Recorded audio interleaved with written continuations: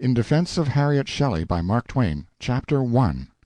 I have committed sins, of course, but I have not committed enough of them to entitle me to the punishment of reduction to the bread and water of ordinary literature during 6 years, when I might have been living on the fat diet spread for the righteous in Professor Dowden's Life of Shelley, if I had been justly dealt with. During these 6 years I have been living a life of peaceful ignorance. I was not aware that Shelley's first wife was unfaithful to him, and that was why he deserted her and wiped the stain from his sensitive honor by entering into soiled relations with Godwin's young daughter. This was all new to me when I heard it lately, and was told that the proofs of it were in this book, and that this book's verdict is accepted in the girls' colleges of America, and its views taught in their literary classes. In each of these 6 years multitudes of young people in our country have arrived at the Shelley reading age. Are these 6 multitudes unacquainted with this life of Shelley? Perhaps they are. Indeed, one may feel pretty sure that the great bulk of them are. To these, then, I address myself, in the hope that some account of this romantic historical fable, and the fabulist's manner of constructing and adorning it, may interest them. First, as to its literary style. Our negroes in America have several ways of entertaining themselves which are not found among the whites anywhere. Among these inventions of theirs is one which is particularly popular with them. It is a competition in elegant deportment. They hire a hall and bank the spectators' seats in rising tiers along the 2 sides, leaving all the middle stretch of the floor free. A cake is provided as a prize for the winner in the competition, and a bench of experts in deportment is appointed to award it. Sometimes there are as many as 50 contestants, male and female, and 500 spectators. One at a time the contestants enter, clothed regardless of expense, in what each considers the perfection of style and taste, and walk down the vacant central space and back again, with that multitude of critical eyes on them. All that the competitor knows of fine airs and graces he throws into his carriage, all that he knows of seductive expression he throws into his countenance. He may use all the helps he can devise, watch chain to twirl with his fingers, cane to do graceful things with, snowy handkerchief to flourish and get artful effects out of, shiny new stove-pipe hat to assist in his courtly bows, and the colored lady may have a fan to work up her effects with, and smile over and blush behind, and she may add other helps according to her judgment. When the review by individual detail is over, a grand review of all the contestants in procession follows, with all the airs and graces, and all the bowings and smirkings on exhibition at once, and this enables the bench of experts to make the necessary comparisons and arrive at a verdict. The successful competitor gets the prize which I have before mentioned, and an abundance of applause and envy along with it. The negroes have a name for this grave deportment tournament, a name taken from the prize contended for. They call it a cake-walk. This Shelley biography is a literary cake-walk. The ordinary forms of speech are absent from it. All the pages, all the paragraphs, walk by sedately, elegantly, not to say mincingly, in their Sunday best, shiny and sleek, perfumed, and with boutonnieres in their buttonholes. It is rare to find even a chance sentence that has forgotten to dress. If the book wishes to tell us that Mary Godwin, child of 16, had known afflictions, the fact saunters forth in this nobby outfit. Mary was herself not unlearned in the lore of pain, meaning by that she had not always traveled on asphalt, or, as some authorities would frame it, that she had been there herself, a form which, while preferable to the book's form, is still not to be recommended. If the book wishes to tell us that Harriet Shelley hired a wet nurse, that commonplace fact gets turned into a dancing-master, who does his professional bow before us in pumps and knee-breeches, with his fiddle under one arm and his crush hat under the other. Thus, The beauty of Harriet's motherly relation to her babe was marred in Shelley's eyes by the introduction into his house of a hireling nurse, to whom was delegated the mother's tenderest office. This is perhaps the strangest book that has seen the light since Frankenstein. Indeed, it is a Frankenstein itself, a Frankenstein with the original infirmity supplemented by a new one, a Frankenstein with the reasoning faculty wanting. Yet it believes it can reason, and is always trying. It is not content to leave a mountain of fact standing in the clear sunshine, where the simplest reader can perceive its form, its details, and its relation to the rest of the landscape, but thinks it must help him examine it and understand it. So its drifting mind settles upon it with that intent, but always with one and the same result. There is a change of temperature, and the mountain is hid in a fog. Every time it sets up a premise and starts to reason from it, there is a surprise in store for the reader. It is strangely near-sighted, cross-eyed, and purblind. Sometimes when a mastodon walks across the field of its vision, it takes it for a rat. At other times it does not see it at all. The materials of this biographical fable are facts, rumors, and poetry. They are connected together and harmonized by the help of suggestion, conjecture, innuendo, perversion, and semi-suppression. The fable has a distinct object in view, but this object is not acknowledged in set words. Percy Shelley has done something which in the case of other men is called a grave crime. It must be shown that in his case it is not that, because he does not think as other men do about these things. Ought not that to be enough, if the fabulist is serious? Having proved that a crime is not a crime, was it worth while to go on and fasten the responsibility of a crime which was not a crime upon somebody else? What is the use of hunting down and holding to bitter account people who are responsible for other people's innocent acts? Still, the fabulist thinks it a good idea to do that.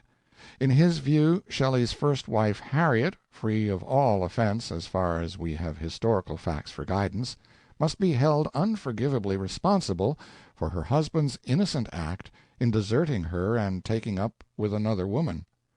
Anyone will suspect that this task has its difficulties. Anyone will divine that nice work is necessary here, cautious work, wily work, and that there is entertainment to be had in watching the magician do it. There is indeed entertainment in watching him. He arranges his facts, his rumors, and his poems on his table in full view of the house, and shows you that everything is there, no deception, everything fair and above board. And this is apparently true, yet there is a defect, for some of his best stock is hid in an appendix basket behind the door, and you do not come upon it until the exhibition is over and the enchantment of your mind accomplished, as the magician thinks. There is an insistent atmosphere of candor and fairness about this book which is engaging at first, then a little burdensome, then a trifle fatiguing, then progressively suspicious, annoying, irritating, and oppressive. It takes one some little time to find out that phrases which seem intended to guide the reader aright are there to mislead him, that phrases which seem intended to throw light are there to throw darkness, that phrases which seem intended to interpret a fact are there to misinterpret it, that phrases which seem intended to forestall prejudice are there to create it, that phrases which seem antidotes are poisons in disguise. The naked facts arrayed in the book establish Shelley's guilt in that one episode which disfigures his otherwise superlatively lofty and beautiful life. But the historian's careful and methodical misinterpretation of them transfers the responsibility to the wife's shoulders, as he persuades himself. The few meager facts of Harriet Shelley's life, as furnished by the book, acquit her of offense, but by calling in the forbidden helps of rumor, gossip, conjecture, insinuation, and innuendo, he destroys her character and rehabilitates Shelley's as he believes. And in truth, his unheroic work has not been barren of the results he aimed at. As witness the assertion made to me that girls in the colleges of America are taught that Harriet Shelley put a stain upon her husband's honor, and that that was what stung him into re-purifying himself by deserting her and his child and entering into scandalous relations with a schoolgirl acquaintance of his. If that assertion is true, they probably use a reduction of this work in those colleges, maybe only a sketch outlined from it. Such a thing as that could be harmful and misleading. They ought to cast it out and put the whole book in its place. It would not deceive. It would not deceive the janitor. All of this book is interesting on account of the sorcerer's methods and the attractiveness of some of his characters and the repulsiveness of the rest. But no part of it is so much so as are the chapters wherein he tries to think he thinks he sets forth the causes which led to Shelley's desertion of his wife in 1814. Harriet Westbrook was a schoolgirl 16 years old. Shelley was teeming with advanced thought. He believed that Christianity was a degrading and selfish superstition, and he had a deep and sincere desire to rescue one of his sisters from it. Harriet was impressed by his various philosophies, and looked upon him as an intellectual wonder, which indeed he was. He had an idea that she could give him valuable help in his scheme regarding his sister. Therefore he asked her to correspond with him. She was quite willing.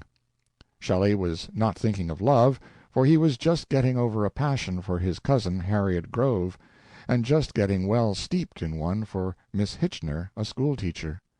What might happen to Harriet Westbrook before the letter-writing was ended did not enter his mind. Yet an older person could have made a good guess at it, for in person Shelley was as beautiful as an angel. He was frank, sweet, winning, unassuming, and so rich in unselfishness, generosities, and magnanimities that he made his whole generation seem poor in these great qualities by comparison. Besides, he was in distress. His college had expelled him for writing an atheistical pamphlet and afflicting the reverend heads of the university with it. His rich father and grandfather had closed their purses against him. His friends were cold. Necessarily Harriet fell in love with him, and so deeply, indeed, that there was no way for Shelley to save her from suicide but to marry her. He believed himself to blame for this state of things, so the marriage took place. He was pretty fairly in love with Harriet, although he loved Miss Hitchener better. He wrote and explained the case to Miss Hitchener after the wedding, and he could not have been franker or more naive and less stirred up about the circumstance if the matter in issue had been a commercial transaction involving $35. Shelley was 19. He was not a youth, but a man. He had never had any youth. He was an erratic and fantastic child during 18 years, then he stepped into manhood, as one steps over a door-sill. He was curiously mature at 19 in his ability to do independent thinking on the deep questions of life, and to arrive at sharply definite decisions regarding them, and stick to them and stand by them at cost of bread, friendships, esteem, respect, and approbation. For the sake of his opinions he was willing to sacrifice all these valuable things, and did sacrifice them, and went on doing it, too, when he could at any moment have made himself rich and supplied himself with friends and esteem by compromising with his father at the moderate expense of throwing overboard one or two indifferent details of his cargo of principles. He and Harriet eloped to Scotland and got married. They took lodgings in Edinburgh of a sort answerable to their purse, which was about empty, and their life was a happy one and grew daily more so. They had only themselves for company, but they needed no additions to it. They were as cozy and contented as birds in a nest. Harriet sang evenings, or read aloud. Also she studied and tried to improve her mind, her husband instructing her in Latin. She was very beautiful. She was modest, quiet, genuine, and according to her husband's testimony, she had no fine lady airs or aspirations about her. In Matthew Arnold's judgment she was a pleasing figure. The pair remained 5 weeks in Edinburgh, and then took lodgings in York, where Shelley's college-mate Hogg lived. Shelley presently ran down to London, and Hogg took this opportunity to make love to the young wife. She repulsed him, and reported the fact to her husband when he got back. It seems a pity that Shelley did not copy this creditable conduct of hers some time or other when under temptation, so that we might have seen the author of his biography hang the miracle in the skies and squirt rainbows at it. At the end of the first year of marriage, the most trying year for any young couple, by then the mutual failings are coming one by one to light, and the necessary adjustments are being made in pain and tribulation. Shelley was able to recognize that his marriage venture had been a safe one. As we have seen, his love for his wife had begun in a rather shallow way, and with not much force, but now it was become deep and strong, which entitles his wife to a broad credit mark, one may admit.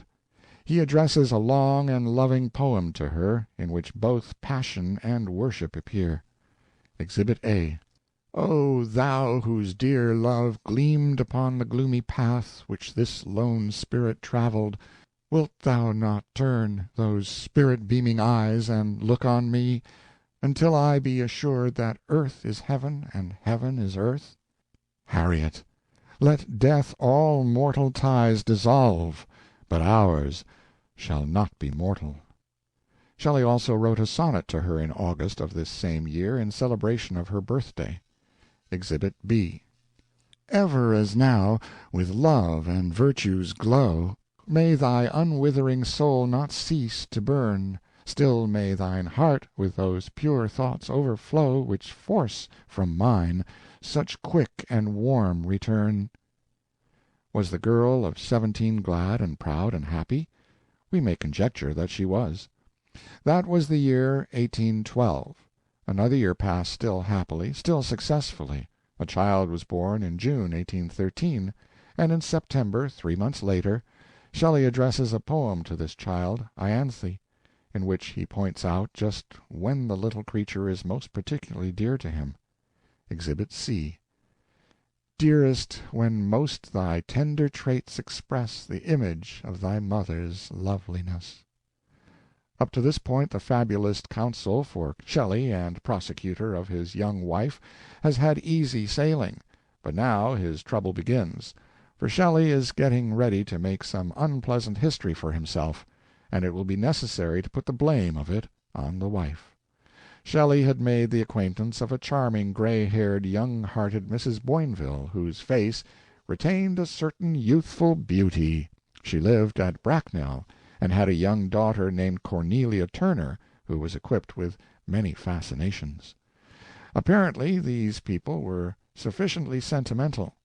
Hogg says of Mrs. Boinville, "The greater part of her associates were odious. I generally found there 2 or 3 sentimental young butchers, an eminently philosophical tinker, and several very unsophisticated medical practitioners or medical students, all of low origin and vulgar and offensive manners. They sighed, turned up their eyes, retailed philosophy, such as it was," etc. Shelley moved to Bracknell, July 27th, this is still 1813, purposely to be near this unwholesome prairie dog's nest. The fabulist says, "It was the entrance into a world more amiable and exquisite than he had yet known. In this acquaintance the attraction was mutual." And presently it grew to be very mutual indeed between Shelley and Cornelia Turner when they got to studying the Italian poets together. Shelley, "responding like a tremulous instrument to every breath of passion or of sentiment," had his chance here. It took only 4 days for Cornelia's attractions to begin to dim Harriet's. Shelley arrived on the 27th of July. On the 31st he wrote a sonnet to Harriet, in which one detects already the little rift in the lover's lute which had seemed to be healed or never to have gaped at all when the later and happier sonnet to Ianthe was written. In September, we remember. Exhibit D. Evening to Harriet. O thou bright sun!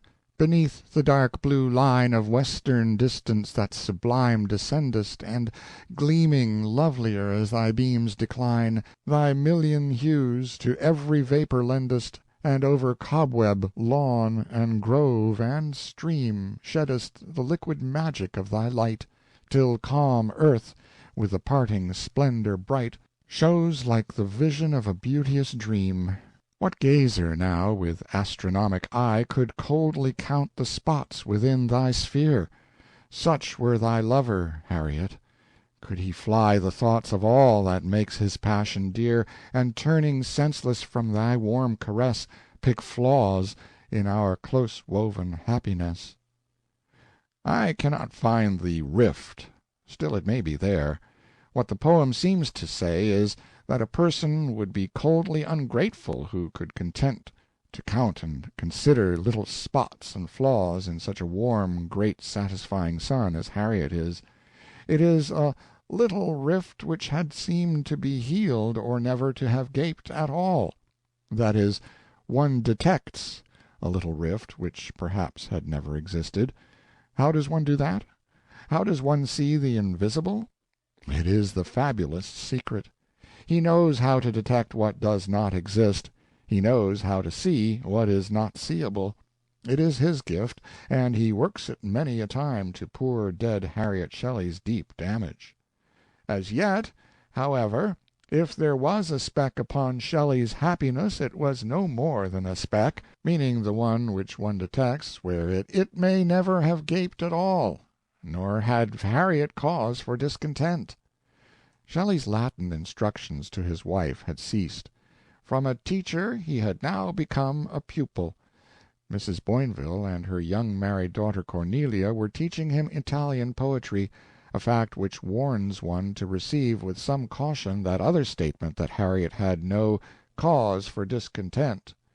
Shelley had stopped instructing Harriet in Latin, as before mentioned. The biographer thinks that the busy life in London some time back, and the intrusion of the baby, account for this. These were hindrances, but were there no others? He is always overlooking a detail here and there that might be valuable in helping us understand a situation. For instance, when a man has been hard at work at the Italian poets with a pretty woman, hour after hour, and responding like a tremulous instrument to every breath of passion or of sentiment in the meantime, that man is dog-tired when he gets home, and he can't teach his wife Latin. It would be unreasonable to expect it. Up to this time we have submitted to having Mrs. Boinville pushed upon us as ostensibly concerned in these Italian lessons, but the biographer drops her now of his own accord. Cornelia, perhaps, is sole teacher. Hogg says she was a prey to a kind of sweet melancholy arising from causes purely imaginary. She required consolation, and found it in Petrarch. He also says, Bysshe entered at once fully into her views, and caught the soft infection, breathing the tenderest and sweetest melancholy, as every true poet ought. Then the author of the book interlards a most stately and fine compliment to Cornelia, furnished by a man of approved judgment who knew her well in later years. It is a very good compliment indeed, and she no doubt deserved it in her later years, when she had for generations ceased to be sentimental and lackadaisical, and was no longer engaged in enchanting young husbands and sowing sorrow for young wives. But why is that compliment to that old gentlewoman intruded there?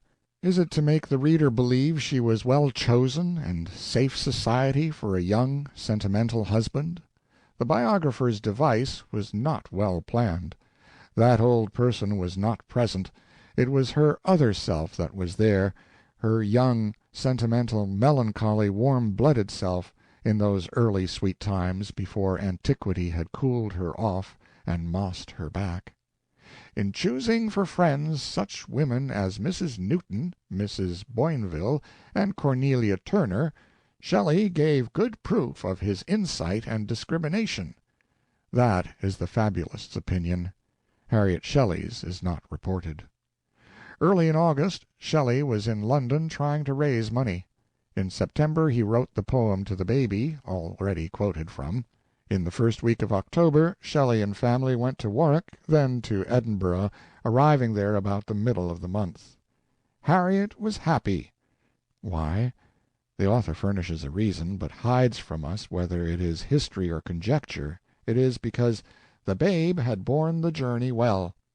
It has all the aspect of one of his artful devices, flung in his favorite casual way, the way he has when he wants to draw one's attention away from an obvious thing and amuse it with some trifle that is less obvious but more useful, in a history like this.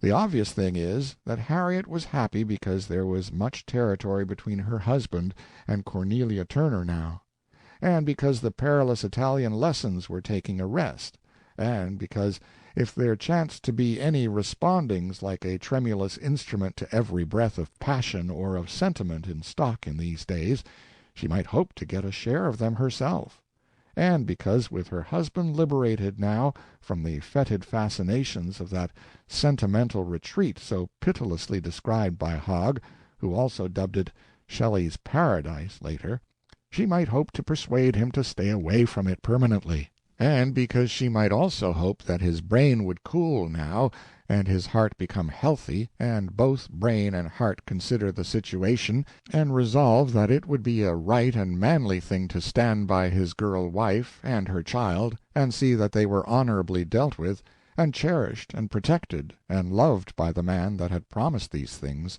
and so be made happy and kept so. And because, also, may we conjecture this?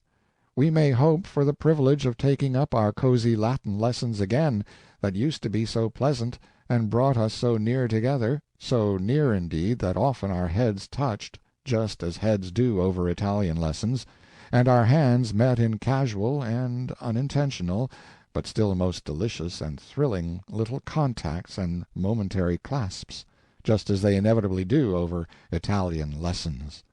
Suppose one should say to any young wife, "I find that your husband is poring over the Italian poets and being instructed in the beautiful Italian language by the lovely Cornelia Robinson." Would that cozy picture fail to rise before her mind? Would its possibilities fail to suggest themselves to her? Would there be a pang in her heart, and a blush on her face?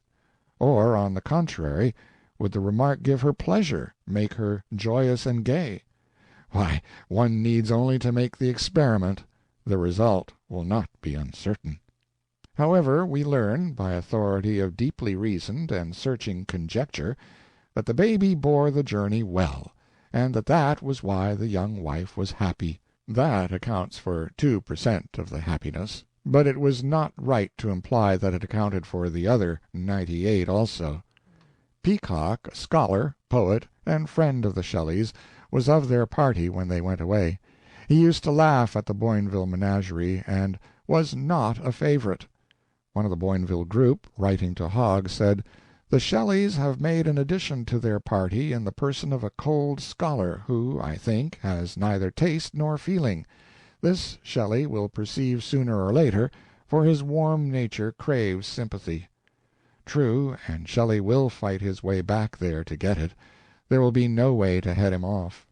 Toward the end of November it was necessary for Shelley to pay a business visit to London, and he conceived the project of leaving Harriet and the baby in Edinburgh with Harriet's sister, Eliza Westbrook, a sensible, practical maiden lady about 30 years old, who had spent a great part of her time with the family since the marriage. She was an estimable woman, and Shelley had had reason to like her, and did like her. But along about this time his feeling towards her changed. Part of Shelley's plan, as he wrote Hogg, was to spend his London evenings with the Newtons, members of the Boinville Hysterical Society. But alas, when he arrived early in December, that pleasant game was partially blocked, for Eliza and the family arrived with him. We are left destitute of conjectures at this point by the biographer, and it is my duty to supply one. I chance the conjecture that it was Eliza who interfered with that game. I think she tried to do what she could towards modifying the Boinville connection in the interest of her young sister's peace and honor. If it was she who blocked that game, she was not strong enough to block the next one. Before the month and year were out, no date given, let us call it Christmas, Shelley and family were nested in a furnished house in Windsor, at no great distance from the Boinvilles, these decoys still residing at Bracknell. What we need now is a misleading conjecture. We get it with characteristic promptness and depravity. But Prince Athanase found not the aged Zonoras, the friend of his boyhood, in any wanderings to Windsor. Dr. Lind had died a year since, and with his death Windsor must have lost for Shelley its chief attraction. Still, not to mention Shelley's wife, there was Bracknell, at any rate. While Bracknell remains, all solace is not lost. Shelley is represented by this biographer as doing a great many careless things, but to my mind this hiring a furnished house for 3 months in order to be with a man who has been dead a year is the carelessest of them all. One feels for him, that is but natural, but does us honor besides, yet one is vexed for all that. He could have written and asked about the aged Zonoras before taking the house. He may not have had the address, but that is nothing. Any postman would know the aged Zonoras. A dead postman would remember a name like that. And yet, why throw a rag like this to us ravening wolves? Is it seriously supposable that we will stop to chew it and let our prey escape? No, we are getting to expect this kind of device, and to give it merely a sniff for certainty's sake, and then walk around it and leave it lying. Shelley was not after the aged Zonoras. He was pointed for Cornelia and the Italian lessons, for his warm nature was craving sympathy. End of chapter 1.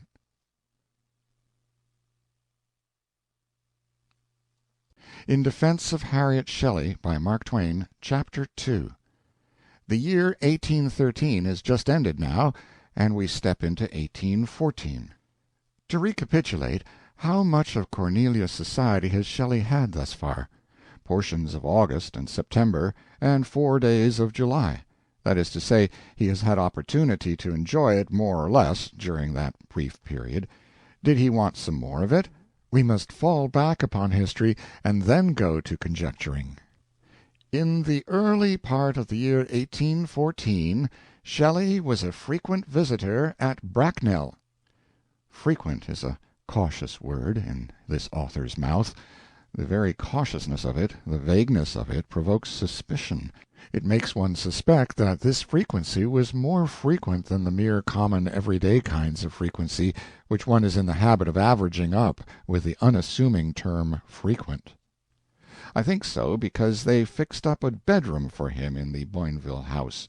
One doesn't need a bedroom if one is only going to run over now and then in a disconnected way to respond like a tremulous instrument to every breath of passion or of sentiment, and rub up one's Italian poetry a little. The young wife was not invited, perhaps. If she was, she most certainly did not come, or she would have straightened the room up. The most ignorant of us knows that a wife would not endure a room in the condition in which Hogg found this one when he occupied it one night. Shelley was away. Why, nobody can divine. Clothes were scattered about. There were books on every side. Wherever a book could be laid was an open book turned down on its face to keep its place. It seems plain that the wife was not invited. No, not that. I think she was invited, but said to herself that she could not bear to go there and see another young woman touching heads with her husband over an Italian book, and making thrilling hand contacts with him accidentally. As remarked, he was a frequent visitor there, where he found an easeful resting-place in the house of Mrs. Boinville, the white-haired Maymunah, and of her daughter Mrs. Turner. The aged Zonoras was deceased, but the white-haired Maymunah was still on deck, as we see. 3 charming ladies entertained the mocker, Hogg, with cups of tea, late hours, Wayland's Agathon, sighs and smiles, and the celestial manna of refined sentiment. Such, says Hogg, were the delights of Shelley's paradise in Bracknell. The white-haired Maymunah presently writes to Hogg, "I will not have you despise homespun pleasures. Shelley is making a trial of them with us." A trial of them. It may be called that. It was March 11, and he had been in the house a month. She continues, "Shelley likes them so well that he is resolved to leave off rambling." But he has already left it off. He has been there a month. "And begin a course of them himself." But he has already begun it. He has been at it a month. He likes it so well that he has forgotten all about his wife, as a letter of his reveals. Seriously, I think his mind and body want rest. Yet he has been resting both for a month, with Italian, and tea, and manna of sentiment, and late hours, and every restful thing a young husband could need for the refreshment of weary limbs, and a sore conscience, and a nagging sense of shabbiness and treachery. His journeys after what he has never found have racked his purse and his tranquillity. He is resolved to take a little care of the former, in pity to the latter, which I applaud, and shall second with all my might. But she does not say whether the young wife, a stranger and lonely yonder, wants another woman and her daughter Cornelia to be lavishing so much inflamed interest on her husband or not. That young wife is always silent. We are never allowed to hear from her. She must have opinions about such things. She cannot be indifferent. She must be approving or disapproving. Surely she would speak if she were allowed, even today, and from her grave she would if she could, I think. But we get only the other side. They keep her silent always. He has deeply interested us. In the course of your intimacy he must have made you feel what we now feel for him. He is seeking a house close to us. Ah, he is not close enough yet, it seems.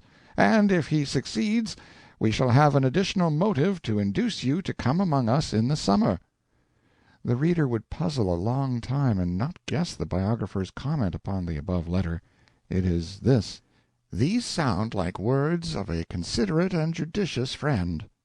That is what he thinks. That is, it is what he thinks. No, that is not quite it. It is what he thinks he can stupefy a particularly and unspeakably dull reader into thinking. It is what he thinks. He makes that comment with the knowledge that Shelley is in love with this woman's daughter, and that it is because of the fascinations of these two that Shelley has deserted his wife for this month, considering all the circumstances, and his new passion, and his employment of the time, amounted to desertion. That is its rightful name. We cannot know how the wife regarded it and felt about it. But if she could have read the letter which Shelley was writing to Hogg 4 or 5 days later, we could guess her thought and how she felt. Hear him: "I have been staying with Mrs. Boinville for the last month. I have escaped, in the society of all that philosophy and friendship combine, from the dismaying solitude of myself." It is fair to conjecture that he was feeling ashamed. "They have revived in my heart the expiring flame of life. I have felt myself translated to a paradise which has nothing of mortality but its transitoriness. My heart sickens at the view of that necessity which will quickly divide me from the delightful tranquillity of this happy home, for it has become my home. Eliza is still with us, not here, but will be with me when the infinite malice of destiny forces me to depart." Eliza is she who blocked that game, the game in London, the one where we were proposing to dine every night with one of the 3 charming ladies who fed tea and manna and late hours to Hogg at Bracknell. Shelley could send Eliza away, of course, could have cleared her out long ago if so minded, just as he had previously done with a predecessor of hers, whom he had first worshipped and then turned against. But perhaps she was useful there as a thin excuse for staying away himself. I am now but little inclined to contest this point. I certainly hate her with all my heart and soul. It is a sight which awakens an inexpressible sensation of disgust and horror to see her caress my poor little Ianthe, in whom I may hereafter find the consolation of sympathy. I sometimes feel faint with the fatigue of checking the overflowings of my unbounded abhorrence for this miserable wretch. But she is no more than a blind and loathsome worm that cannot see to sting. I have begun to learn Italian again. Cornelia assists me in this language. Did I not once tell you that I thought her cold and reserved? She is the reverse of this, as she is the reverse of everything bad. She inherits all the divinity of her mother. I have sometimes forgotten that I am not an inmate of this delightful home, that a time will come which will cast me again into the boundless ocean of abhorred society. I have written nothing but one stanza, which has no meaning, and that I have only written in thought. Thy dewy looks sink in my breast, thy gentle words stir poison there. Thou hast disturbed the only rest that was the portion of despair. Subdued to duty's hard control, I could have borne my wayward lot. The chains that bind this reigned soul had cankered then, but crushed it not. This is the vision of a delirious and distempered dream, which passes away at the cold, clear light of morning. Its surpassing excellence and exquisite perfections have no more reality than the color of an autumnal sunset. Then it did not refer to his wife. That is plain. Otherwise he would have said so. It is well that he explained that it has no meaning, for if he had not done that, the previous soft references to Cornelia, and the way he has come to feel about her, now would make us think she was the person who had inspired it while teaching him how to read the warm and ruddy Italian poets during a month. The biography observes that portions of this letter read like the tired moaning of a wounded creature. Guesses at the nature of the wound are permissible. We will hazard one. Read by the light of Shelley's previous history, his letter seems to be the cry of a tortured conscience. Until this time it was a conscience that had never felt a pang or known a smirch. It was the conscience of one who, until this time, had never done a dishonorable thing, or an ungenerous, or cruel, or treacherous thing, but was now doing all of these, and was keenly aware of it. Up to this time Shelley had been master of his nature, and it was a nature which was as beautiful and as nearly perfect as any merely human nature may be. But he was drunk now, with a debasing passion, and was not himself. There is nothing in his previous history that is in character with the Shelley of this letter. He had done boyish things, foolish things, even crazy things, but never a thing to be ashamed of. He had done things which one might laugh at, but the privilege of laughing was limited always to the thing itself. You could not laugh at the motive back of it. That was high. That was noble. His most fantastic and quixotic acts had a purpose back of them which made them fine, often great, and made the rising laugh seem profanation, and quenched it, and changed the impulse to homage. Up to this time he had been loyalty itself, where his obligations lay. Treachery was new to him. He had never done an ignoble thing. Baseness was new to him. He had never done an unkind thing. That also was new to him.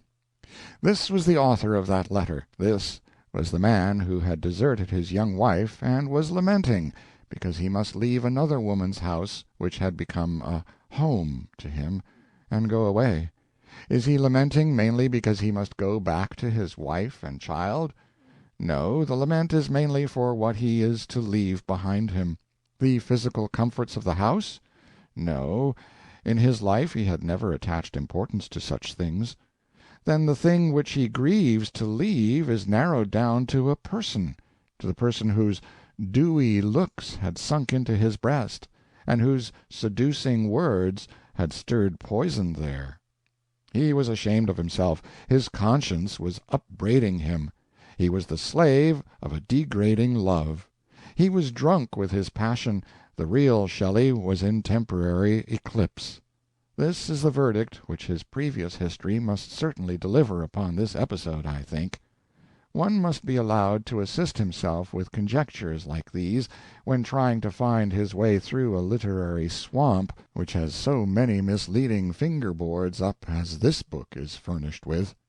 We have now arrived at a part of the swamp where the difficulties and perplexities are going to be greater than any we have yet met with, where, indeed, the finger-boards are multitudinous, and the most of them pointing diligently in the wrong direction. We are to be told by the biography why Shelley deserted his wife and child and took up with Cornelia Turner and Italian. It was not on account of Cornelia's sighs and sentimentalities, and tea and manna, and late hours, and soft and sweet and industrious enticements. No, it was because his happiness in his home had been wounded and bruised almost to death. It had been wounded and bruised almost to death in this way. First, Harriet persuaded him to set up a carriage. Second, after the intrusion of the baby, Harriet stopped reading aloud and studying. Third, Harriet's walks with Hogg commonly conducted us to some fashionable bonnet shop. Fourth, Harriet hired a wet nurse. Fifth, when an operation was being performed upon the baby, Harriet stood by, narrowly observing all that was done, but, to the astonishment of the operator, betraying not the smallest sign of emotion. Sixth, Eliza Westbrook, sister-in-law, was still of the household. The evidence against Harriet Shelley is all in. There is no more. Upon these 6 counts she stands indicted of the crime of driving her husband into that sty at Bracknell, and this crime, by these helps, the biographical prosecuting attorney has set himself the task of proving upon her. Does the biographer call himself the attorney for the prosecution? No, only to himself, privately. Publicly he is the passionless, disinterested, impartial judge on the bench. He holds up his judicial scales before the world that all may see, and it all tries to look so fair that a blind person would sometimes fail to see him slip the false weights in. Shelley's happiness in his home had been wounded and bruised almost to death, first because Harriet had persuaded him to set up a carriage. I cannot discover that any evidence is offered that she asked him to set up a carriage. Still, if she did, was it a heavy offense? Was it unique? Other young wives have committed it before, others have committed it since. Shelley had dearly loved her in those London days. Possibly he set up the carriage gladly to please her. Affectionate young husbands do such things. When Shelley ran away with another girl, by and by, this girl persuaded him to pour the price of many carriages and many horses down the bottomless well of her father's debts, but this impartial judge finds no fault with that. Once she appeals to Shelley to raise money, necessarily by borrowing, there was no other way, to pay her father's debts with, at a time when Shelley was in danger of being arrested and imprisoned for his own debts, yet the good judge finds no fault with her even for this. First and last, Shelley emptied into that rapacious mendicant's lap a sum which cost him, for he borrowed it at ruinous rates, from $80,000 to $100,000. But it was Mary Godwin's papa. The supplications were often sent through Mary. The good judge is Mary's strenuous friend, so Mary gets no censures. On the Continent, Mary rode in her private carriage, built, as Shelley boasts, by one of the best makers in Bond Street. Yet the good judge makes not even a passing comment on this iniquity. Let us throw out count number 1 against Harriet Shelley as being far-fetched and frivolous. Shelley's happiness in his home had been wounded and bruised almost to death. Secondly, because Harriet's studies had dwindled away to nothing. Bysshe had ceased to express any interest in them. At what time was this? It was when Harriet had fully recovered from the fatigue of her first effort of maternity, and was now in full force, vigor, and effect. Very well, the baby was born 2 days before the close of June. It took the mother a month to get back her full force, vigor, and effect. This brings us to July 27th and the deadly Cornelia. If a wife of 18 is studying with her husband and he gets smitten with another woman, isn't he likely to lose interest in his wife's studies for that reason? And is not his wife's interest in her studies likely to languish for the same reason? Would not the mere sight of those books of hers sharpen the pain that is in her heart?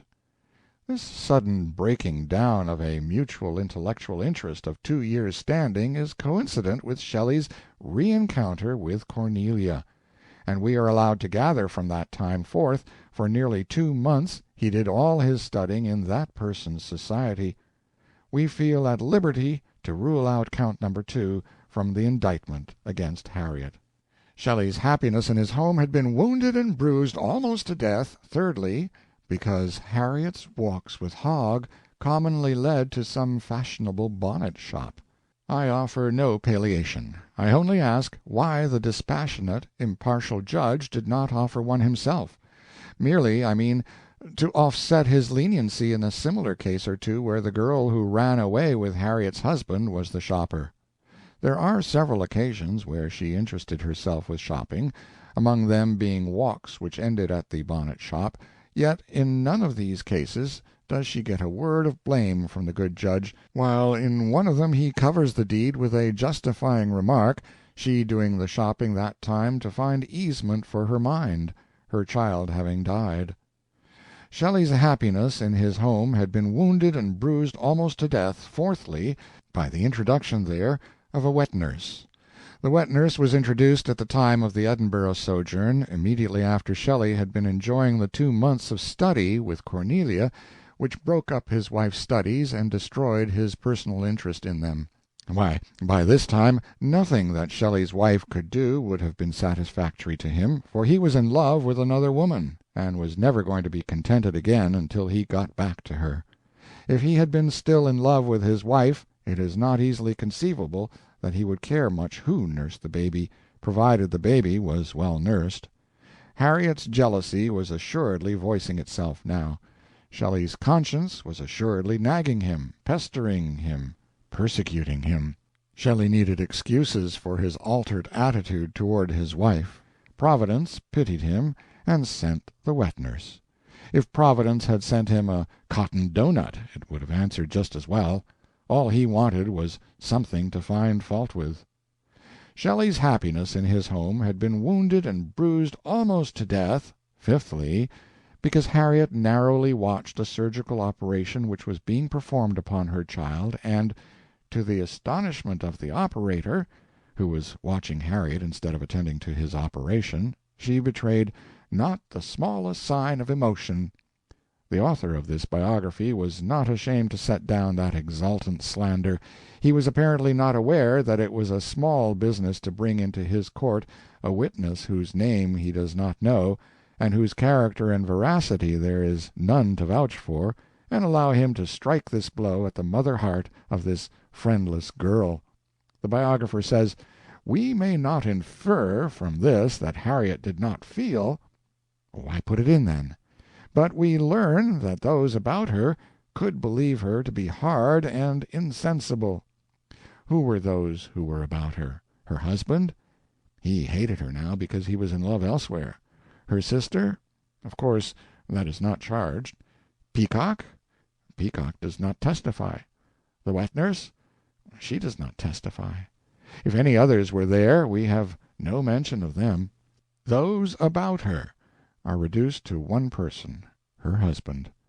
Who reports the circumstance? It is Hogg. Perhaps he was there, we do not know. But if he was, he still got his information at second hand, as it was the operator who noticed Harriet's lack of emotion, not himself. Hogg is not given to saying kind things when Harriet is his subject. He may have said them the time that he tried to tempt her to soil her honor, but after that he mentions her usually with a sneer. Among those who were about her was one witness well equipped to silence all tongues, abolish all doubts, set our minds at rest. One witness, not called and not callable, whose evidence, if we could but get it, would outweigh the oaths of whole battalions of hostile Hoggs and nameless surgeons. The baby. I wish we had the baby's testimony, and yet if we had it, it would not do us any good. Furtive conjecture, a sly insinuation, a pious "if" or two would be smuggled in here and there with a solemn air of judicial investigation, and its positiveness would wilt into dubiety. The biographer says of Harriet, If words of tender affection and motherly pride proved the reality of love, then undoubtedly she loved her first-born child. That is, if mere empty words can prove it, it stands proved, and in this way, without committing himself, he gives the reader a chance to infer that there isn't any extant evidence but words, and that he doesn't take much stock in them. How seldom he shows his hand!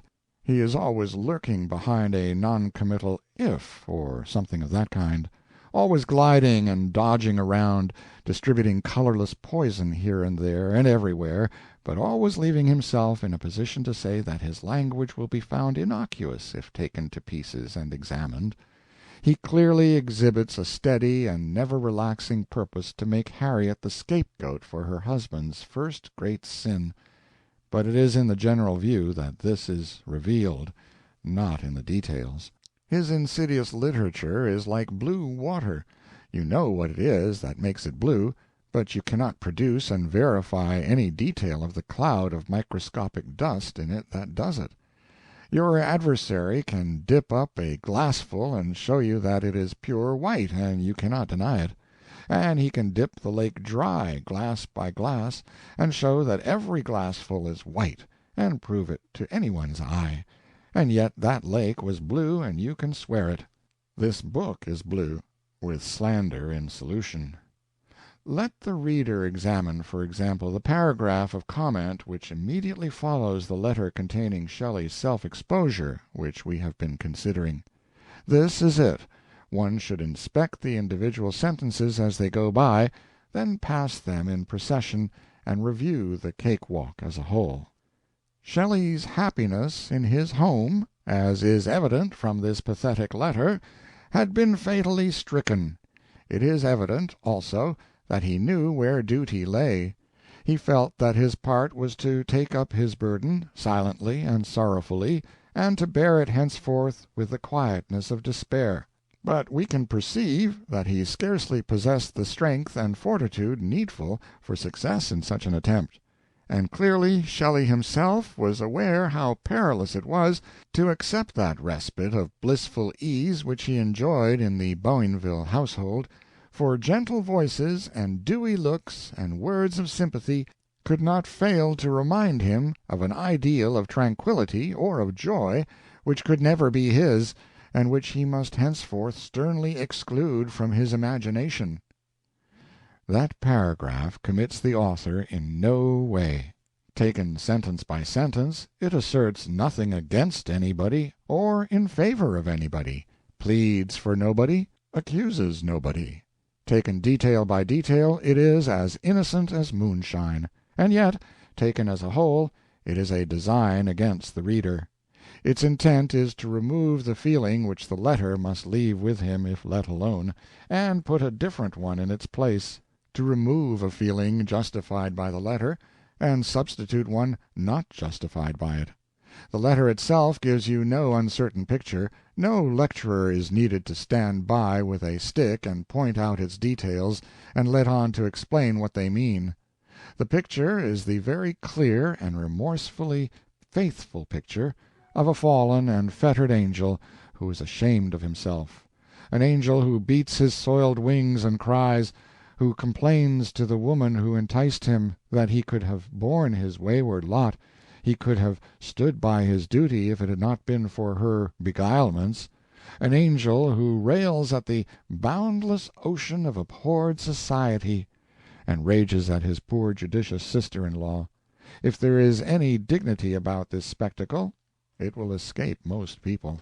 Yet, when the paragraph of comment is taken as a whole, the picture is full of dignity and pathos.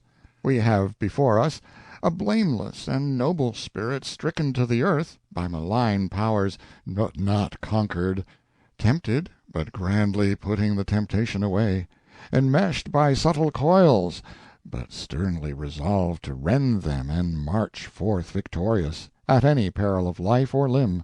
Curtain, slow music. Was it the purpose of the paragraph to take the bad taste of Shelley's letter out of the reader's mouth? If that was not it, good ink was wasted. Without that, it has no relevancy. The multiplication table would have padded the space as rationally. We have inspected the 6 reasons which we are asked to believe drove a man of conspicuous patience, honor, justice, fairness, kindliness, and iron firmness, resolution, and steadfastness, from the wife whom he loved and who loved him, to a refuge in the mephitic paradise of Bracknell. These are 6 infinitely little reasons, but there were 6 colossal ones, and these the counsel for the destruction of Harriet Shelley persists in not considering very important. Moreover, the colossal 6 preceded the little 6, and had done the mischief before they were born. Let us double column the 12, then we shall see at a glance that each little reason is in turn answered by a retorting reason of a size to overshadow it and make it insignificant. 1. Harriet sets up a carriage. 1. Cornelia Turner. 2. Harriet stops studying. 2. Cornelia Turner. 3. Harriet goes to bonnet shop. 3. Cornelia Turner. 4. Harriet takes a wet nurse. 4. Cornelia Turner. 5. Harriet has too much nerve. 5. Cornelia Turner. 6. Detested sister-in-law. 6. Cornelia Turner. As soon as we comprehend that Cornelia Turner and the Italian lessons happened before the little 6 had been discovered to be grievances, we understand why Shelley's happiness in his home had been wounded and bruised almost to death, and no one can persuade us into laying it on Harriet. Shelley and Cornelia are the responsible persons, and we cannot in honor and decency allow the cruelties which they practiced upon the unoffending wife to be pushed aside in order to give us a chance to waste time and tears over 6 sentimental justifications of an offense which the 6 can't justify, nor even respectably assist in justifying. 6? Well, there were 7, but in charity to the biographer the 7th ought not to be exposed. Still, he hung it out himself, and not only hung it out, but thought it was a good point in Shelley's favor. For 2 years Shelley found sympathy and intellectual food and all that at home. There was enough for spiritual and mental support, but not enough for luxury, and so at the end of the contented 2 years this latter detail justifies him in going bag and baggage over to Cornelia Turner and supplying the rest of his need in the way of surplus sympathy and intellectual pie unlawfully. By the same reasoning, a man in merely comfortable circumstances may rob a bank without sin.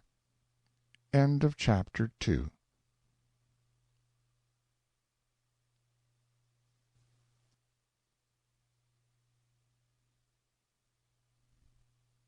In Defense of Harriet Shelley, by Mark Twain.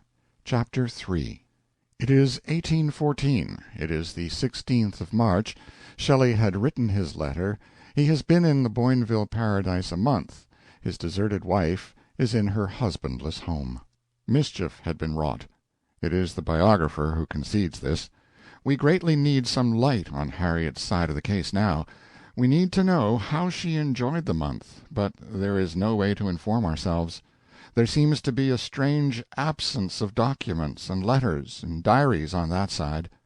Shelley kept a diary, the approaching Mary Godwin kept a diary, her father kept one, her half-sister by marriage, adoption, and the dispensation of God kept one, and the entire tribe and all its friends wrote and received letters, and the letters were kept and are producible when this biography needs them, but there are only 3 or 4 scraps of Harriet's writing, and no diary.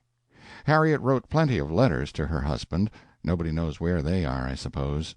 She wrote plenty of letters to other people. Apparently they have disappeared, too. Peacock says she wrote good letters, but apparently interested people had sagacity enough to mislay them in time. After all her industry, she went down into her grave and lies silent there, silent when she has so much need to speak. We can only wonder at this mystery, not account for it. No, there is no way of finding out what Harriet's state of feeling was during the month that Shelley was disporting himself in the Bracknell paradise. We have to fall back upon conjecture, as our fabulist does when he has nothing more substantial to work with. Then we easily conjecture that as the days dragged by Harriet's heart grew heavier and heavier under its two burdens, shame and resentment. The shame of being pointed at and gossiped about as a deserted wife, and resentment against the woman who had beguiled her husband from her and now kept him in a disreputable captivity.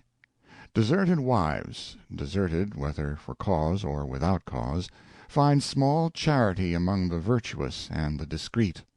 We conjecture that one after another the neighbors ceased to call, that one after another they got to being engaged when Harriet called, that finally they, one after the other, cut her dead on the street, that after that she stayed in the house daytimes and brooded over her sorrows, and night-times did the same, there being nothing else to do with the heavy hours and the silence and the solitude and the dreary intervals which sleep should have charitably bridged, but didn't.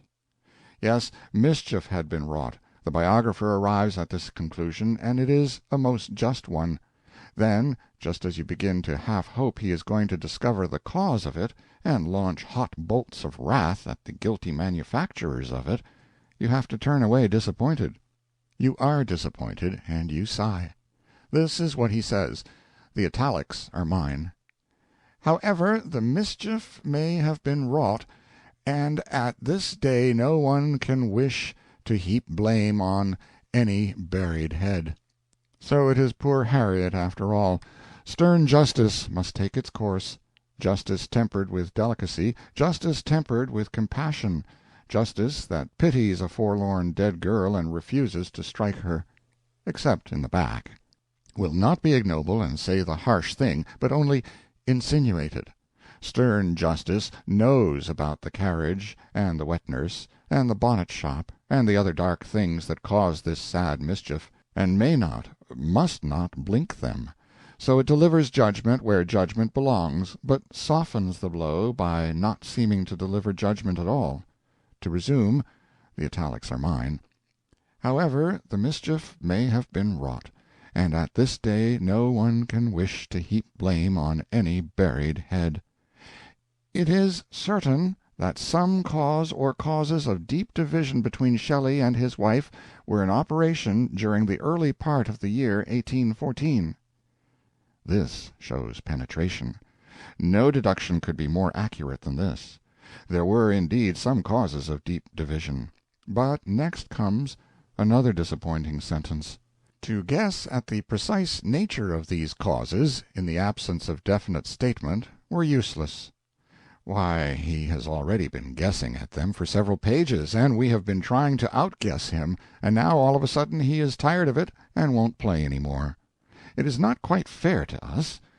However, he will get over this by and by, when Shelley commits his next indiscretion and has to be guessed out of it at Harriet's expense. We may rest content with Shelley's own words. In a Chancery paper drawn up by him 3 days later, they were these: "Delicacy forbids me to say more than that we were disunited by incurable dissensions." As for me, I do not quite see why we should rest content with anything of the sort. It is not a very definite statement. It does not necessarily mean anything more than that he did not wish to go into the tedious details of those family quarrels. Delicacy could quite properly excuse him from saying, "I was in love with Cornelia all that time. My wife kept crying and worrying about it and upbraiding me and begging me to cut myself free from a connection which was wronging her and disgracing us both. And I, being stung by these reproaches, retorted with fierce and bitter speeches, for it is my nature to do that when I am stirred, especially if the target of them is a person whom I had greatly loved and respected before, as witness my various attitudes towards Miss Hitchener, the Gisbornes, Harriet's sister, and others, and finally I did not improve this state of things when I deserted my wife and spent a whole month with a woman who had infatuated me." No, he could not go into those details, and we excuse him. But nevertheless we do not rest content with this bland proposition to puff away that whole long disreputable episode with a single mean, meaningless remark of Shelley's. We do admit that it is certain that some cause or causes of deep division were in operation.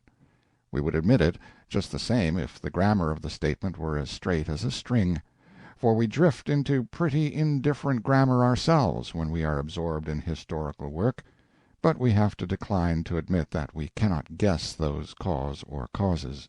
But guessing is not really necessary. There is evidence attainable, evidence from the batch discredited by the biographer and set out at the back door in his appendix basket, and yet a court of law would think twice before throwing it out, whereas it would be a hardy person who would venture to offer in such a place a good part of the material which is placed before the readers of this book as evidence, and so treated by this daring biographer.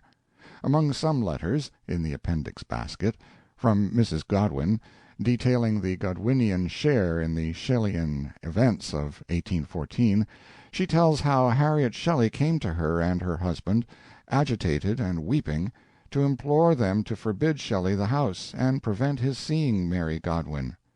She related that last November he had fallen in love with Mrs. Turner, and paid her such marked attentions, Mr. Turner the husband had carried off his wife to Devonshire. The biographer finds a technical fault in this.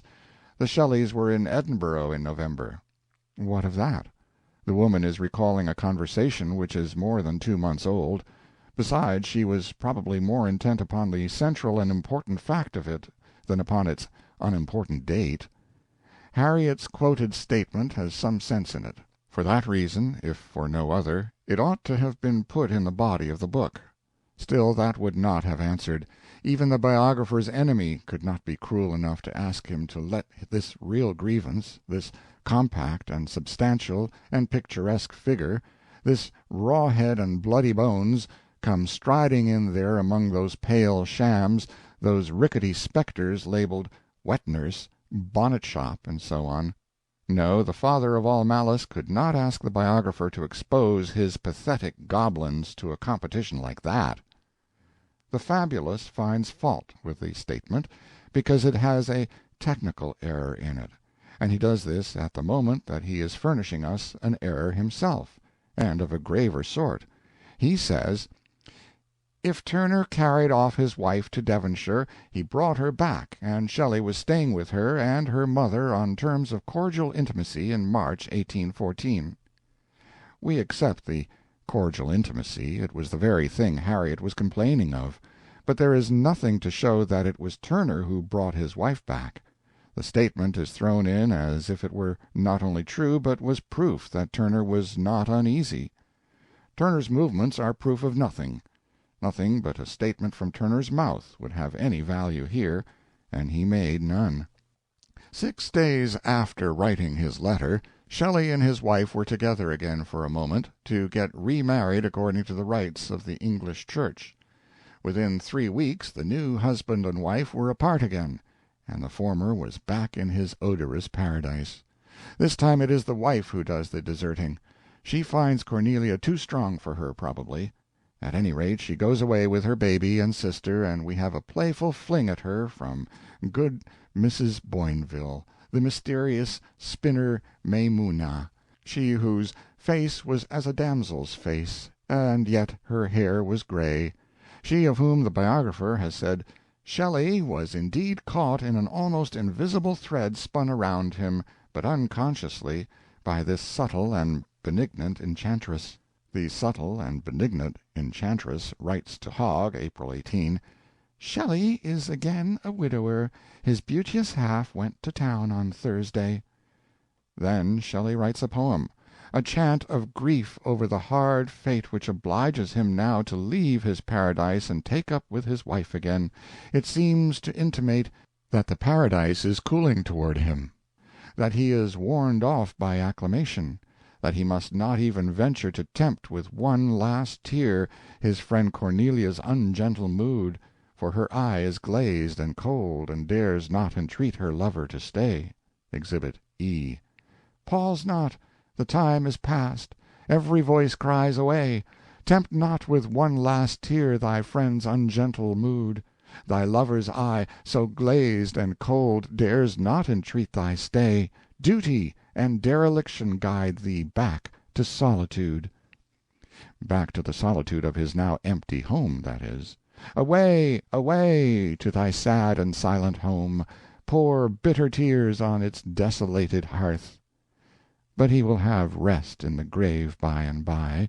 Until that time comes, the charms of Bracknell will remain in his memory, along with Mrs. Boinville's voice and Cornelia Turner's smile.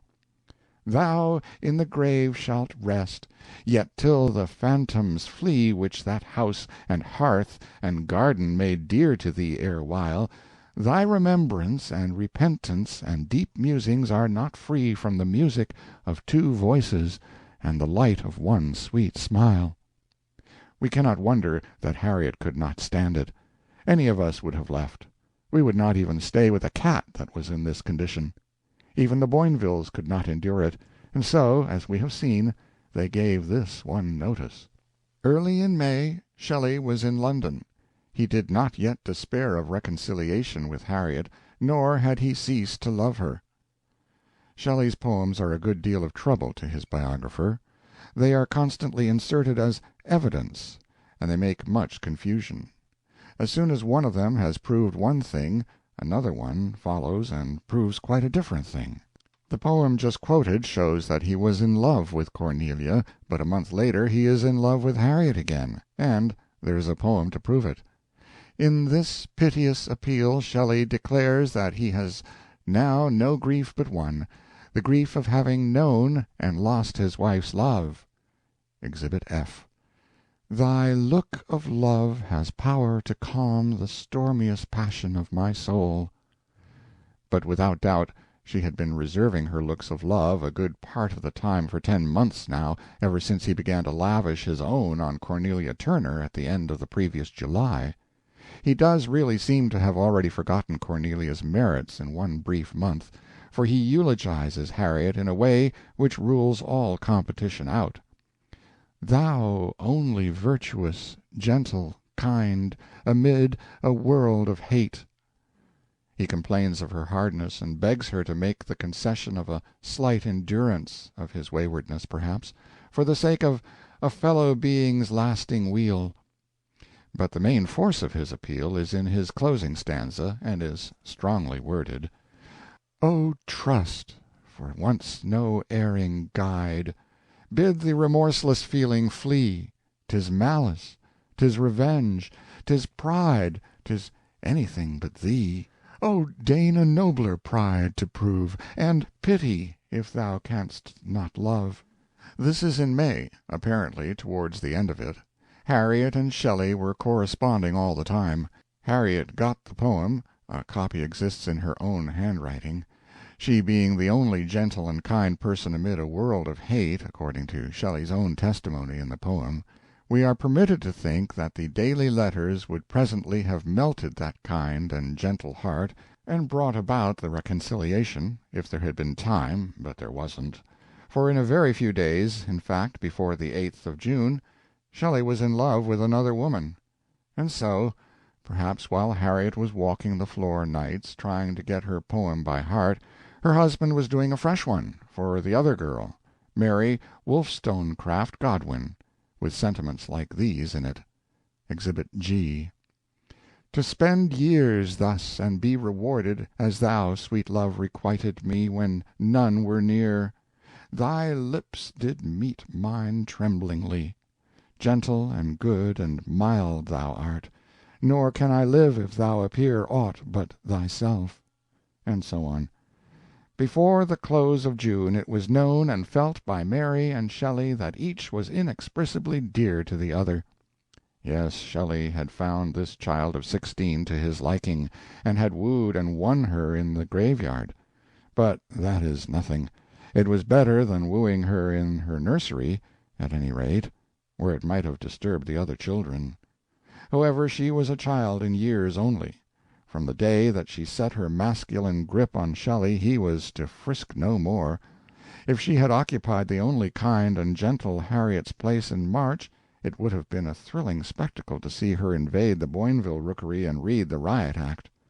That holiday of Shelley's would have been of short duration, and Cornelia's hair would have been as gray as her mother's when the services were over. Hogg went to the Godwin residence in Skinner Street with Shelley on that 8th of June. They passed through Godwin's little debt factory of a bookshop and went upstairs hunting for the proprietor. Nobody there. Shelley strode about the room impatiently, making its crazy floor quake under him. Then a door was partially and softly opened. A thrilling voice called, "Shelley!" A thrilling voice answered, "Mary!" And he darted out of the room like an arrow from the bow of the far-shooting king. A very young female, fair and fair-haired, pale indeed, and with a piercing look, wearing a frock of tartan, an unusual dress in London at that time, had called him out of the room. This is Mary Godwin, as described by Hogg. The thrill of the voices shows that the love of Shelley and Mary was already upward of a fortnight old. Therefore it had been born within the month of May, born while Harriet was still trying to get her poem by heart, we think. I must not be asked how I know so much about that thrill. It is my secret. The biographer and I have private ways of finding out things when it is necessary to find them out and the customary methods fail. Shelley left London that day, and was gone 10 days. The biographer conjectures that he spent this interval with Harriet in Bath. It would be just like him. To the end of his days he liked to be in love with 2 women at once. He was more in love with Miss Hitchener when he married Harriet than he was with Harriet, and told the lady so with simple and unostentatious candor. He was more in love with Cornelia than he was with Harriet in the end of 1813 and the beginning of 1814, yet he supplied both of them with love poems of an equal temperature meantime. He loved Mary and Harriet in June, and while getting ready to run off with the one, it is conjectured that he put in his odd time trying to get reconciled to the other. By and by, while still in love with Mary, he will make love to her half-sister by marriage, adoption, and the visitation of God, through the medium of clandestine letters, and she will answer with letters that are for no eye but his own. When Shelley encountered Mary Godwin, he was looking around for another paradise. He had tastes of his own, and there were features about the Godwin establishment that strongly recommended it. Godwin was an advanced thinker and an able writer. One of his romances is still read, but his philosophical works, once so esteemed, are out of vogue now. Their authority was already declining when Shelley made his acquaintance. That is, it was declining with the public, but not with Shelley. They had been his moral and political Bible, and they were that yet. Shelley the infidel would himself have claimed to be less a work of God than a work of Godwin. Godwin's philosophies had formed his mind and interwoven themselves into it and become a part of its texture. He regarded himself as Godwin's spiritual son. Godwin was not without self-appreciation. Indeed, it may be conjectured that from his point of view the last syllable of his name was surplusage. He lived serene in his lofty world of philosophy, far above the mean interests that absorbed smaller men, and only came down to the ground at intervals to pass the hat for alms to pay his debts with, and insult the man that relieved him. Several of his principles were out of the ordinary. For example, he was opposed to marriage. He was not aware that his preachings from this text were but theory and wind. He supposed he was in earnest in imploring people to live together without marrying, until Shelley furnished him a working model of his scheme and a practical example to analyze by applying the principle in his own family. The matter took a different and surprising aspect then. The late Matthew Arnold said that the main defect in Shelley's make-up was that he was destitute of the sense of humor. This episode must have escaped Mr. Arnold's attention. But we have said enough about the head of the new paradise. Mrs. Godwin is described as being in several ways a terror, and even when her soul was in repose she wore green spectacles. But I suspect that her main unattractiveness was born of the fact that she wrote the letters that are out in the appendix basket in the back yard, letters which are an outrage and wholly untrustworthy, for they say some kind things about poor Harriet, and tell some disagreeable truths about her husband, and these things make the fabulist grit his teeth a good deal. Next we have Fanny Godwin, a Godwin by courtesy only. She was Mrs. Godwin's natural daughter by a former friend. She was a sweet and winning girl, but she presently wearied of the Godwin paradise, and poisoned herself. Last in the list is Jane, or Claire, as she preferred to call herself, Claremont, daughter of Mrs. Godwin by a former marriage. She was very young and pretty and accommodating, and always ready to do what she could to make things pleasant. After Shelley ran off with her part-sister Mary, she became the guest of the pair, and contributed a natural child to their nursery, Allegra. Lord Byron was the father. We have named the several members and advantages of the new paradise in Skinner Street, with its crazy book-shop underneath. Shelley was all right now. This was a better place than the other. More variety, anyway, and more different kinds of fragrance. One could turn out poetry here without any trouble at all. The way the new love-match came about was this. Shelley told Mary all his aggravations and sorrows and griefs, and about the wet-nurse and the bonnet-shop and the surgeon and the carriage and the sister-in-law that blocked the London game, and about Cornelia and her mamma, and how they had turned him out of the house after making so much of him, and how he had deserted Harriet, and then Harriet had deserted him, and how the reconciliation was working along, and Harriet getting her poem by heart, and still he was not happy, and Mary pitied him, for she had trouble herself. But I am not satisfied with this. It reads too much like statistics. It lacks smoothness and grace, and is too earthy and businesslike. It has the sordid look of a trades union procession out on strike. That is not the right form for it. The book does it better. We will fall back on the book and have a cakewalk. It was easy to divine that some restless grief possessed him. Mary herself was not unlearned in the lore of pain. His generous zeal in her father's behalf, his spiritual sonship to Godwin, his reverence for her mother's memory, were guarantees with Mary of his excellence. What she was after was guarantees of his excellence. That he stood ready to desert his wife and child was one of them, apparently. The new friends could not lack subjects of discourse, and underneath their words about Mary's mother, and political justice, and rights of woman, were two young hearts, each feeling towards the other, each perhaps unaware, trembling in the direction of the other. The desire to assuage the suffering of one whose happiness has grown precious to us may become a hunger of the spirit as keen as any other, and this hunger now possessed Mary's heart. When her eyes rested unseen on Shelley, it was with a look full of the ardor of a soothing pity. Yes, that is better, and has more composure. That is just the way it happened. He told her about the wet-nurse, she told him about political justice, he told her about the deadly sister-in-law, she told him about her mother. He told her about the bonnet-shop, she murmured back about the rights of woman. Then he assuaged her, then she assuaged him. Then he assuaged her some more, next she assuaged him some more. Then they both assuaged one another simultaneously. And so they went on by the hour, assuaging and assuaging and assuaging, until at last, what was the result? They were in love. It will happen so every time.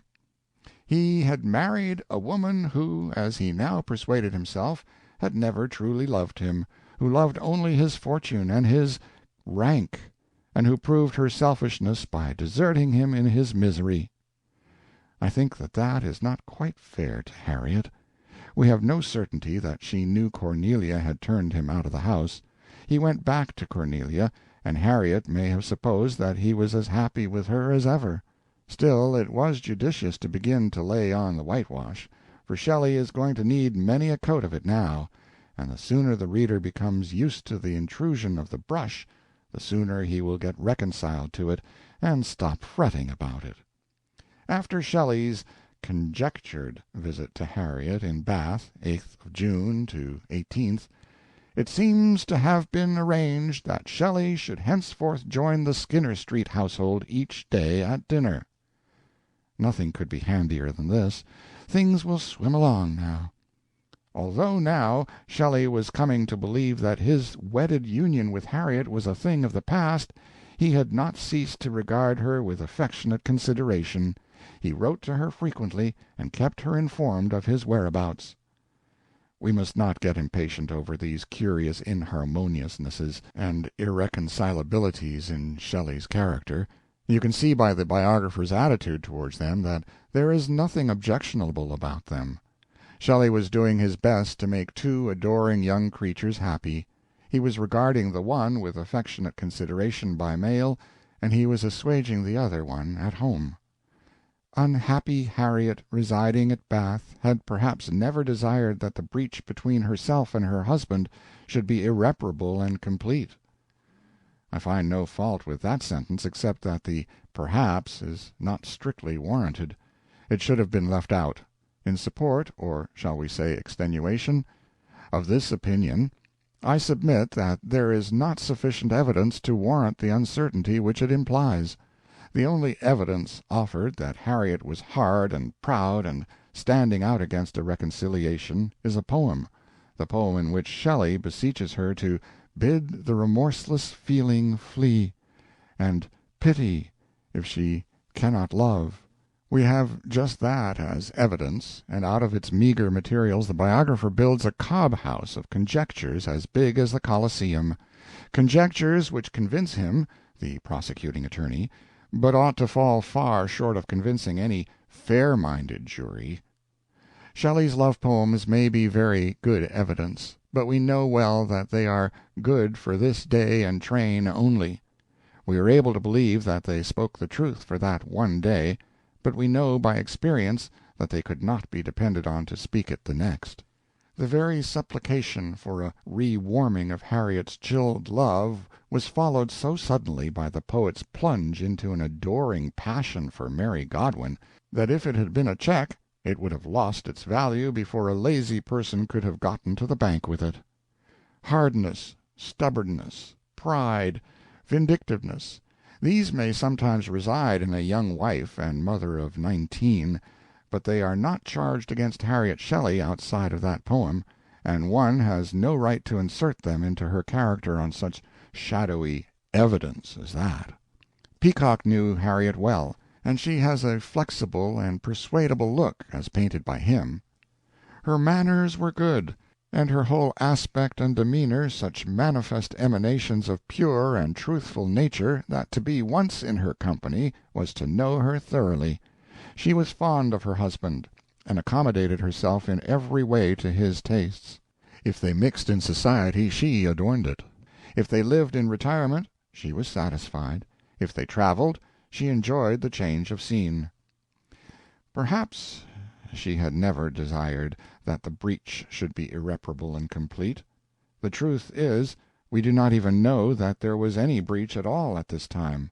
We know that the husband and wife went before the altar and took a new oath on the 24th of March to love and cherish each other until death, and this may be regarded as a sort of reconciliation itself, and a wiping out of the old grudges.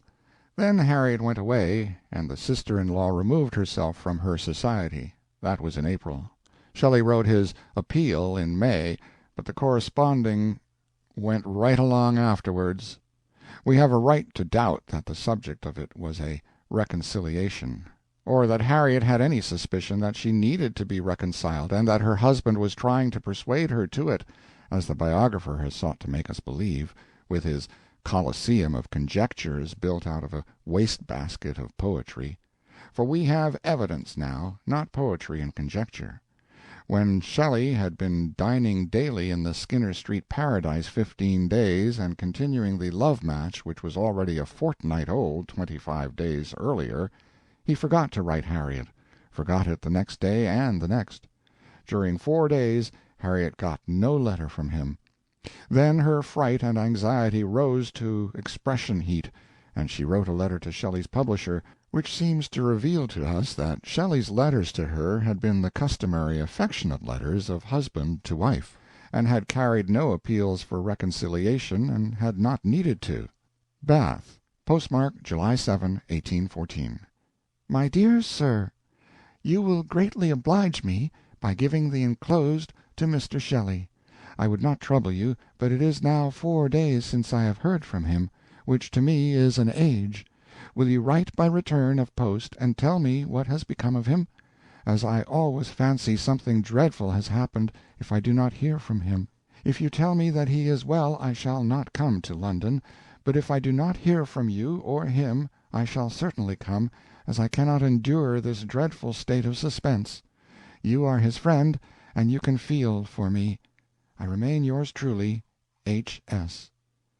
Even without Peacock's testimony that her whole aspect and demeanor were manifest emanations of a pure and truthful nature, we should hold this to be a truthful letter, a sincere letter, a loving letter. It bears those marks. I think it is also the letter of a person accustomed to receiving letters from her husband frequently, and that they have been of a welcome and satisfactory sort, too, this long time back. Ever since the solemn remarriage, and reconciliation at the altar, most likely.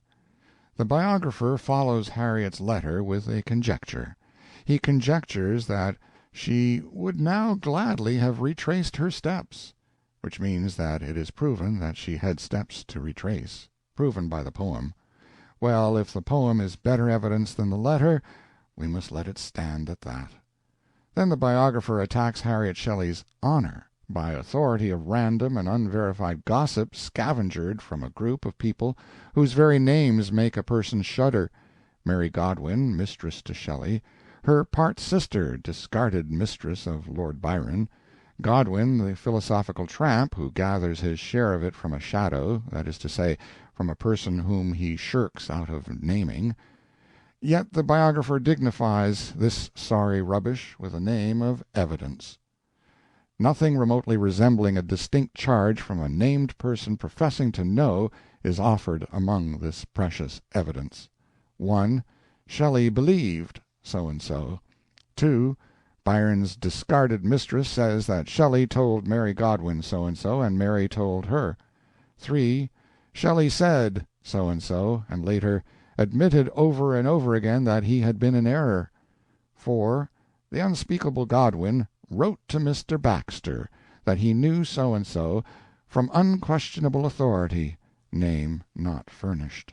How any man in his right mind could bring himself to defile the grave of a shamefully abused and defenseless girl with these baseless fabrications, this manufactured filth, is inconceivable. How any man in his right mind, or out of it, could sit down and coldly try to persuade anybody to believe it, or listen patiently to it, or indeed do anything but scoff at it and deride it, is astonishing. The charge insinuated by these odious slanders is one of the most difficult of all offenses to prove. It is also one which no man has a right to mention even in a whisper about any woman, living or dead, unless he knows it to be true, and not even then unless he can also prove it to be true. There is no justification for the abomination of putting this stuff in the book. Against Harriet Shelley's good name there is not one scrap of tarnishing evidence, and not even a scrap of evil gossip that comes from a source that entitles it to a hearing. On the credit side of the account we have strong opinions from the people who knew her best.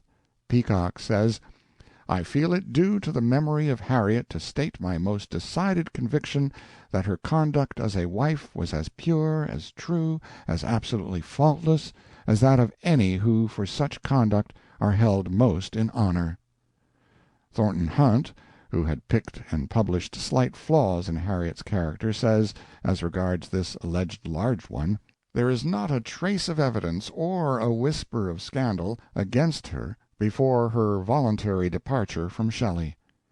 Trelawney says, "I was assured by the evidence of the few friends who knew both Shelley and his wife, Hookham, Hogg, Peacock, and one of the Godwins, that Harriet was perfectly innocent of all offense."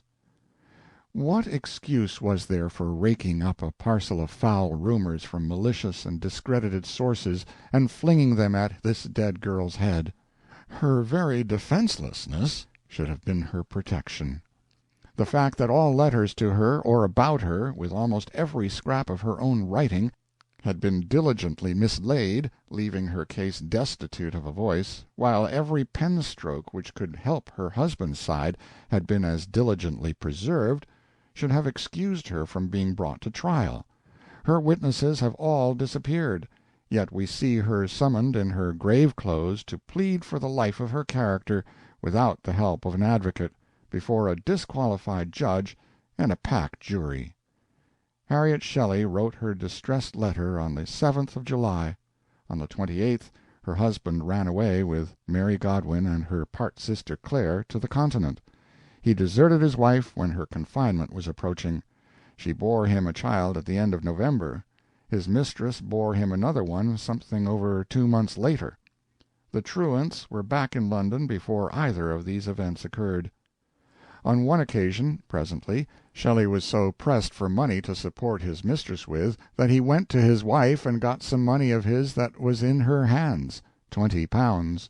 Yet the mistress was not moved to gratitude, for later, when the wife was troubled to meet her engagements, the mistress makes this entry in her diary: "Harriet sends her creditors here. Nasty woman. Now we shall have to change our lodgings." The deserted wife bore the bitterness and obloquy of her situation 2 years and a quarter. Then she gave up and drowned herself. A month afterwards the body was found in the water. 3 weeks later Shelley married his mistress. I must here be allowed to italicize a remark of the biographers concerning Harriet Shelley: that no act of Shelley's during the 2 years which immediately preceded her death tended to cause the rash act which brought her life to its close seems certain. Yet her husband had deserted her and her children, and was living with a concubine all that time. Why should a person attempt to write biography when the simplest facts have no meaning to him? This book is littered with as crass stupidities as that one, deductions by the page which bear no discoverable kinship to their premises. The biographer throws off that extraordinary remark without any perceptible disturbance to his serenity, for he follows it with a sentimental justification of Shelley's conduct which has not a pang of conscience in it, but is silky and smooth and undulating and pious, a cakewalk with all the colored brethren at their best. There may be people who can read that page and keep their temper, but it is doubtful. Shelley's life has the one indelible blot upon it, but is otherwise worshipfully noble and beautiful.